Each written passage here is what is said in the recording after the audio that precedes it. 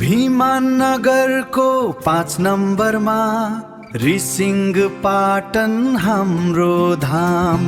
रिसिङ पाटन हरियाली गाउँ, कृषिको सम्भावना अपार। अर्ग्यानिक खेतीको बाटो समय, बनाऊ समृद्धिको आधार।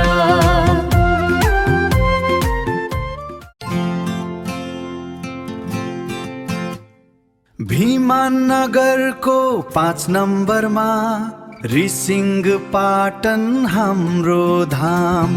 रिसिङ पाटन हरियाली गाउँ, कृषिको सम्भावना अपार। अर्ग्यानिक खेतीको बाटो समय, बनाऊ समृद्धिको आधार।